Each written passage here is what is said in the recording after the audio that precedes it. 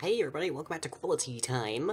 So, this week, what has been up? I'm still kind of finding my feet with these vlog pieces, because I am not used to just doing, talking to a camera like this. I kind of go monkey style for some reason. But anyways, I guess the first piece of news is, sadly, minimum beardly. Yeah, I have a habit of just, fiddling with my facial hair, stroking it, Descartes style, I guess, and it just sort of, tends to wear it thin after a while, so... yeah, every now and then I have to reset it, so yay for the people that don't like my facial hair. Personally, I like it, and that's what matters. After that, though, I've actually been, looking around estate agents and online at the moment, because I'm actually looking for a new apartment. Because chiefly as, one of the legal requirements of running my business now, which is doing the YouTubes and whatnot, I actually need a dedicated office. So, that will mean goodbye to this messy background place, I guess. Although, stupid fox. Pet. But on the bright side, hey, that'll mean, a tidier, more professional layout. That'll mean a place that I can not potentially fall back asleep in my bed. That's, right here. It will mean I can get things like a green screen. We can do some more fun stuff. So that's gonna be interesting to see. No word yet on when that's happening, but if you're watching these videos, I guess you'll keep appraised. Also, speaking of the legal issue things, well, I'm still working on it. It's hard to, I have to, work out a 1 or 2 year, forecast of finances, which is difficult to do for a YouTube channel. It's difficult to do online in general. I don't know exactly how people forecast these things normally, but I don't think you can really do it for gaming content like this. That's kind of a tricky thing to do in general. But no, I'm taka everywhere, and I'm ready to work that through. And by the looks of it, I might actually be a full-blown legal corporate entity within a week, but we'll see. Besides that, there's of course the channel news. So of course the first batch of patrons has been processed, and amazingly you managed to raise about $560 in just the 2 weeks that the Patreon was actually announced. So yeah, wow, that's kind of bewildering, honestly. Wow, well done. Thank you so much. And it's only continued to climb after that, because that didn't even include all of the Patreons, the patrons that I had, within the first week of September. So it's going to be even higher for, the start of October. So, geez, you people, you are amazing and wonderful and generous.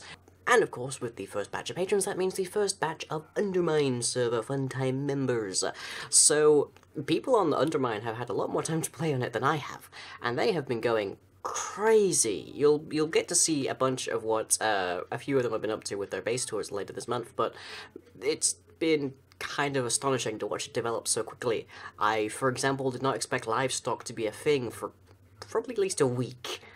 But I guess I'm just kind of learning to expect things to develop at an astonishing pace. One question I did get is whether there'll be new people added. The answer to that is yes. You will be added to the whitelist when you become, at the very least, a $15 patron, when your pledge actually gets processed, and you will only be removed if you drop below that, but if you drop above it again, you'll be added right back to the whitelist. So, new people will indeed, absolutely, be added. Also, you'll be getting to see some of my own little adventures on the server, because I do actually have a plot, I do actually have a project there, and it's been so long since I've had to, work with vanilla Minecraft, Redstone, and stuff that I'm having so much fun tinkering around with it. And rage. A lot of rage. Okay, so moving on to the Q&A portion, lying answers. So these questions are derived from the comments of the preceding Quality Time, so if you are interested in asking me something, then you can submit a comment underneath here for next time. But our first question of the day is Scott Davis, who asks, what would be the special of all of your characters? Well, this is of course referring to the Fallout system. I don't actually have much of any experience with Fallout. Timothy has more than I do, and even he's only just played a bit of Fallout New Vegas. I would want to say that most of them probably have a fairly high intelligence, and I may just lapse into doing D&D statistics here. Nightline, Sirline actually probably has more strength than intelligence. All of my characters are intelligent in different ways for the most part, so it's a bit tricky to say that any of them is low intelligence. Luck probably they have fairly low luck, that has to be said. Agility, fairly high for my more magic-focused ones, fairly low for people like Sir Lang, I think. Maybe Cave Lang probably has fairly low agility as well. Beyond that, I'm afraid I really don't know. That's an interesting question.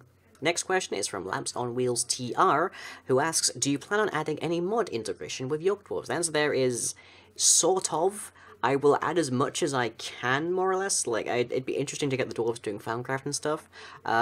Currently, I'm just building it for the most generic build I possibly can, so that things are just sort of incorporated as writ, which isn't 100% perfect, but hopefully I can get them working with things like Industrial Craft, with things like Buildcraft, with things like Foundcraft and the like. But mod integration is for a time when you actually have a more stable code base than I currently do. So the answer to that is, in short, yes. Yes, I plan on adding mod integration with Yolk Dwarves. But just not at this exact moment. Okay, on to the schedule. So, this Thursday, of course, is Midnight Sticks. On Friday, we have my first solo video on Undermine. It would normally be a Night of Fangs, but the last 2 videos of Night of Fangs have been a time-lapse heavy episode, so I thought I would just postpone that slightly, so that you can get to see me up to some shenanigans on Undermine myself, which I think you'll all enjoy, because now I get to play with the replay mod and make some wonderful little time-lapses. Okay, I've just gone on story lonely. On Saturday, we have an XCOM episode, where our main team, in a big group effort, goes through a gigantic ship. I think this might be the biggest ship we've yet seen in this season. Things happen, so yay. Ooh. Also, it is Dungeons & Dragon Hats from 9 PM BST. I'll be hosting it over at twitch.tv/LyingInBedmon, but you can generally catch it quite happily over at twitch.tv/TheDragonHat. On Sunday, we have another episode of Lying Talks. I'll be talking about competitive balancing, and I'll be using my TF2 experience quite liberally in that, so yay. Then on Tuesday, we actually have Edgington with a very special name being delivered.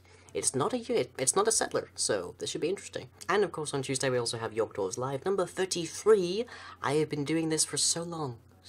I have actually had someone ask when Yolk Dwarves will be coming to a release of any kind of public kind of thing. It's probably going to be a beta, or maybe even an alpha, but I'm currently marking that I will make a release for people to download and start tinkering with once I get multiplayer functionality added in, because that's one of the big issues with Yolk Dwarves, and it's one of the things that are least referenced in terms of the forward docs, so yay.